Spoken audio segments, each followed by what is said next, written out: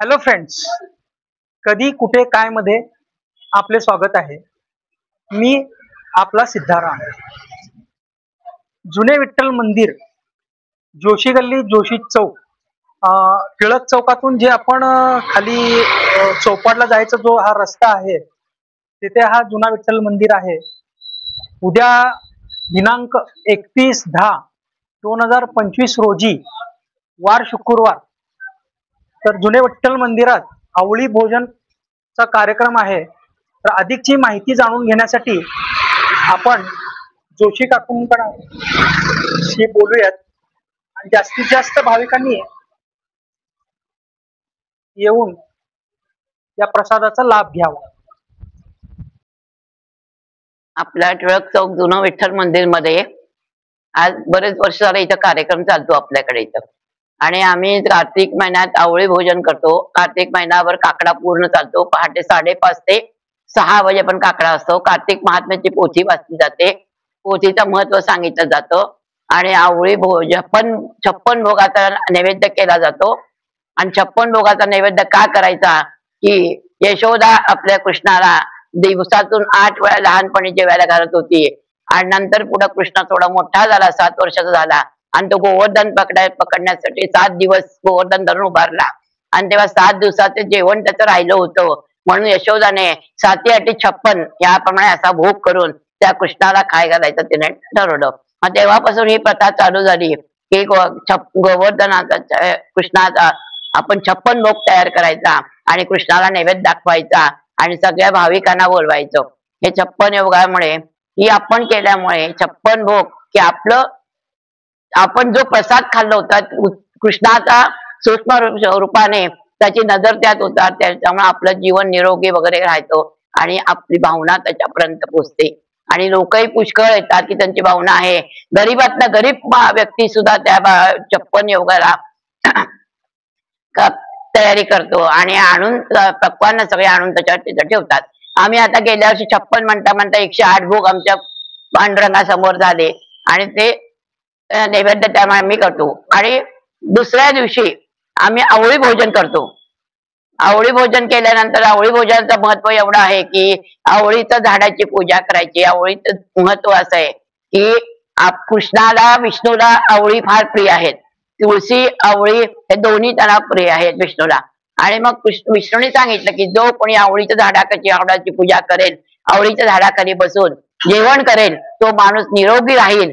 आणि कार्तिक महिन्यामध्ये जो पूर्ण महिनाभर काकडा करेल आणि नाही झालं त्याला, जो आता संस्कार लोक असतात त्यांना येणं जमत नाही, तर त्यांनी शेवटचे 3 दिवस जरी काकडा झालं तर त्यांना पूर्ण महिन्याचं विष्णूने त्यांना पुण्य दिलेलं आहे.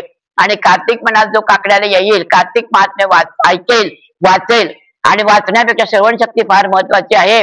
आणि त्यामुळे लोकांची गर्दी पडते. कार्तिक महात्म्याची पोथी ऐकायला येतात.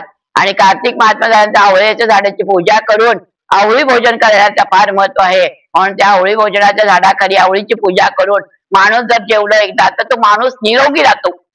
त्या माणसाला प्रतिकारशक्ती वाटते त्याची. म्हणून आवळीच्या झाडाखाली जेवणाचं एवढं महत्व आहे. आणि ते कार्तिक महिन्यात करायचं. आणि त्या कार्तिक महिन्याचं फार महत्व आहे. कृष्णाचा हा आवडता महिना सगळ्यात म्हणजे कार्तिक महिना, की कृष्णाला फार आवडतो. कृष्णाने सांगितलं की मी एरवी कधी माझ्या राधेपाशी असतो, रुक्मिणीपाशी असतो, पण आता कार्तिक महिना मी फक्त माझ्या भक्तांच्या हृदयामध्ये असतो.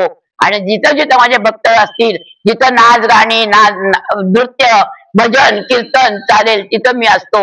आणि प्रत्येक भक्ताच्या हृदयात मी असतो. म्हणून कार्तिक महिना मला जो कोणी नाचत, माझं गायन करेल, नृत्य करेल, तो माझ्या ह्याच्याचे. आणि कार्तिक महिन्यात जो कोणी पूर्ण महिनाभर काकडा करेल, कार्तिक स्नान करेल. कार्तिक स्नानाचा फार महत्व आहे की पहाटे 3:30 ते 5:30 पर्यंत ब्रह्ममुहूर्त आहे. ब्रह्ममुहूर्तावर जो आंघोळ करेल, ब्रह्ममुहूर्तावर जो काही देवाचं नामस्मरण करेल, देवाची पूजा करेल, कारण देव त्यावेळेस पृथ्वीवर अवतरलेले असतात. पहाटे 3:30 ते 5:30 ब्रह्ममुहूर्त आहे. आणि जो त्याची काय इच्छा असेल देवाशी आपण बोलू शकतो. देव आपल्याशी एक इच्छा पूर्ण करू शकतो. आणि कार्तिक महिन्यात स्नान करा. नाही आपल्याला नदीवर जाणं झालं तर घरामध्ये बादलीत पाणी घेऊन हरे गंगे भागीरथी गोदावरी चंद्रभागा एवढं जरी म्हणलं तर आपल्या गंगेचा अंघोळ पूर्ण केल्याचं फळ मिळतंय.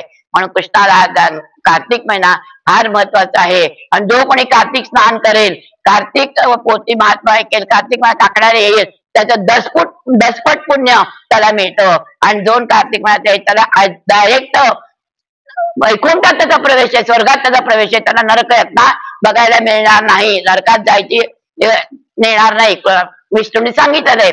अशा प्रकारे मी कार्तिक महिन्याचे महत्व म्हणून आवळीचं महत्व आहे आणि कार्तिक पोथीचं महत्व आहे, दानाचं महत्व आहे. या कार्तिक महिन्यात दीपदानाला फार महत्व आहे. ब्राह्मणाला जो महिनाभर देवापुढे दीपदान करेल, दीप लावेल, दिवा लावायचा, 24 तास दिवा लावायचा. आणि कार्तिक महिन्यात शेवटच्या 3 दिवस जर झाले तर किंवा ब्राह्मणाला ते एक नवीन दिवा आणायचा आणि ब्राह्मणाची पूजा करून ते दिवाचा दीपदान द्यायचा, वस्त्रदान द्यायचं, शिदा दान द्यायचं, तीळ दान द्यायचं. जेवढे तीळ आहेत आपल्या तेवढ्या तिळाचे कण आपलं स्वर्गात तिथं आपला तिथं असतो. आणि अशा प्रकारे तिळाला फार महत्व आहे. तीळ हे उष्ण आहे आणि आता हा कार्तिक महिना थंडीचा महिना आहे, त्याच्यामुळे उष्ण तिळामुळं आंघोळ करताना जर आपण 4 तीळ जर पाण्यात जाऊन आंघोळ केली तर आपल्याला एवढं थंडी बाधत नाहीये आणि तीळ खाल्ल्याने उष्णता बाधत नाही जास्त, म्हणून तिळाचं महत्व आहे. जेवढं आपण या कार्तिक महिन्यात उष्ण तिळाचे लाडू, तीळ, आता ह्या पूर्ण 2-3 महिन्यात जानेवारी महिन्यापर्यंत तिळाच्याला फार महत्व आहे. आणि गुळ आणि तीळ हे ब्राह्मणाला दान द्यावेत आणि वस्त्र दान करावं. अशा प्रकारे कार्तिक महिन्यात जो कोणी व्रतस्थ राहील, पूजा करेल, कार्तिक स्नान करेल, कार्तिक महिन्यात काकड्याला येईल, कार्तिकाची पोथी वाचेल आणि भजन कीर्तन करेल, नाही कोणाला घरी देवळात येणं झालं तर घरी बसून आपण पहाटे उठून आंघोळ करून देवापुढे उठून एखादी फुलवात लावून देवापुढे पाया पडलं ब्रह्ममुहूर्तावर तर सगळ्यांची इच्छा पूर्ण करणारा हा कार्तिक महिना आहे. मग एवढं महत्व आहे कार्तिक महिन्याचं. एवढं सांगून मी माझं नाव आहे सुहासिनी विद्याधर देव. मी 1251 उत्तर कसबा इथं मी राहते, जुनं विठ्ठल मंदिर पाशी. मी झाले आता जवळ 15 वर्ष झाले मी काकड्याला इथं येते, माझा कायम माझ्या काकड्याचं इथं देवळात आहे. आणि इथं जे जोशी लोक आहेत ते मला खूप सहकार्य करतात सगळे. त्यांच्या सहकार्यामुळे मी आज जे उभरते की माणूस जरी आपण या कार्यक्रमाला केलं तर माणसाची शोभा नाही आहे, भक्ताशिवाय कुठल्या कार्याला शोभा नाही आहे. भक्त पाहिजे आपल्याला, भक्ताशिवाय नाही. आणि जेव्हा फक्त हा सगळ्या दोषी लोकांचा मला आधारस्तंभ आहे त्याच्यामुळे मी उभारते. म्हणून गोवर्धन कृष्णाने गोवर्धन धरलं तेव्हा सगळे गोप त्या काठीतून उभारले होते, तसं मी हा प्रकार कार्यक्रम करते. ते दोषी लोक माझ्या पाठीचे आहेत म्हणून हा कार्यक्रम करतो. उद्या आवळी भोजन आहे. उद्या आवळी भोजनाचं महत्व आहे की उद्या स्वयंपाक आम्ही करतो, स्वयंपाक करून नैवेद्य दाखवतो, आवळीच्या झाडाची पूजा करतो आणि सगळ्यांना जेवायला घालतो. आवळीच्या झाडाचं जेवण आहे. आवळीचं महत्व फार आहे. म्हणून आवळी कार्तिक महिन्यात पूर्ण कार्तिक महिना झाला की आवळी भोजन करावं हे फार चांगलं असतं. आणि जेवण इथं आहे त्याच्यात आवळी भोजनाचं.